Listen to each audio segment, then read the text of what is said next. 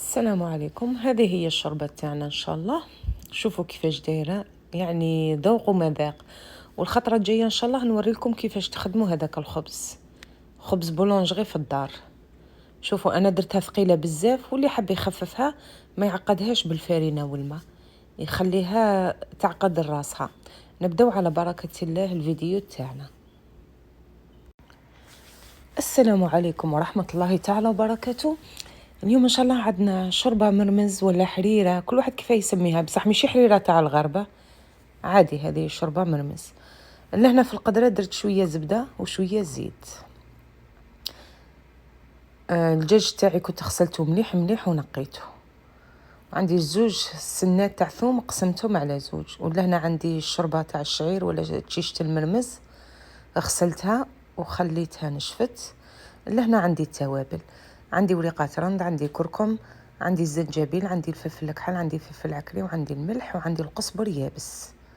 واللي حب يدير شويه راس الحانوت، واللي ما بغاش بلاش. ندير طروفه تاع الدجاج يتحمروا مليح مليح كما احنا نقولوا، نقليوهم. وراني ناكد لكم على التوابل، عندي قزبر يابس، فلفل عكري، فلفل الكحل، الزنجبيل، وشويه راس الحانوت، وكركم وملح. سهله وبنينه، اقسم بالله فيها واحد البنه. هذه شوربه مرمز وش نقولكم، جربوها ان شاء الله وتاكلوها بالصحه والهنا. ومن ما نشكش ما كانش جزائريه ولا جزائري ما يعرفش يطيبها. وشنو راكم تعرفوا بالوقت بدينا نديكوفري وهذو لي زاستيس جدد، طريقه جديده تاع سهل، ما تكثر معن، ما تكثر الحطان، ما تكثر اليدين. لهنا الدجاج تاعي راه قاعد يتقلع على خاطره، حبيتوك شغل يطلق لي هذيك البنه تاع دجاج مقلي في القدره. واللي تحب دير اللحم دير اللحم، كل واحد وش. انا الحقيقه يعجبني مرمز بالدجاج خير من اللحم. يلا ها هي الدجاجه ديجا لصقت لي في القدره، ما شاطتش، لصقت برك الجلده تاعها. لهنا بعد ما حمرته مليح مليح، عندي البصله مقطعه رقيق، وعندي زروديه مسكرفجه. كان اللي يحط زروديه حب من بعد يجبدها ويمعسها بالفرشيطه، هي باش تجي ثقيله وخاثره وتجي فيها البنه تاع الحلاوه.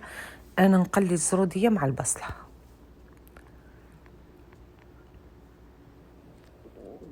عندي لهنا زوج حبات طماطيش مسكرفجين، والتوابل كما قلت لكم شوفوهم مليح مليح. هاي قزبر مطحون، ما حبيتش ندير قزبر ورق عندي طماطيش تاع البطاطا، درت زوج مغارف. انا لهنا عندي بالمغرف تاع القهوه، هي بالمغرف تاع الماكله.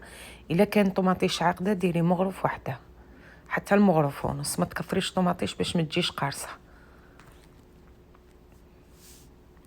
ونخلي كل شيء يتقلب مليح مليح مع بعضها. الله غالب عقليه الجزيريه، طماطيش اللي تبقى في الحك لازم نغسلها ونعاود نرجعها للقدره. مرقتها بالماء سخون بعد ما قليت كل شيء مليح مليح. مرقتها بالماء سخون، لازم الماء يكون سخون. اللي هنا راها فلتت لي اللقطه، عن بالي كنت نصور وما كنتش نصور.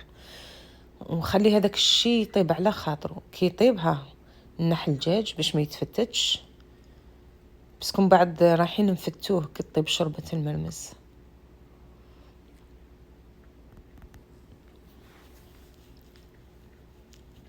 هاي شوربه المرمز، قولي قيس نص كاس، انا درت نص كاس. وعينك هي ميزانك في الماء، ما تكثري الماء، ما ديري حاجه قليله.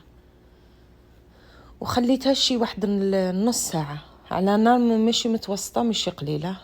ما تجهديلهاش النار، باسكو المرمس معروف باللي قمح، الا قويتي النار تنشف لك الشوربه وما يطيبش القمح تاعك. نرمي لها لهنا شويه حمص، انا عندي لهنا حمص نص طياب، باسكو حنخليها نص ساعه. رميت الملمس تاعي، رميت الحمص، خليتها ثانيك طابت على خاطرها. في الاخر اللي يحبها تجي عاقده عاقده عاقده يدير مغرف تاع فرينه وفنجال برك تاع ماء. انا لهنا عقدتها بالفرينه. ورميت عليها هذاك الدجاج اللي كنت طيبته وفتته. ولا هنا تشوفوا المنظر الاخير تاعها. وسمحوا لي على لافوا تاعي اليوم، راه ضربتني لا غريب، واش نقول لكم راني نهضر غير بالسيف.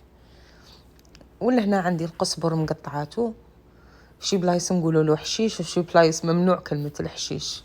المهم خوتي خواتاتي ان شاء الله تجربوها وتعجبكم وتاكلوها بالصحه والهنا ان شاء الله. ان شاء الله الفيديو تاعي يلقاكم بخير وعلى خير، وشكرا على وقتكم.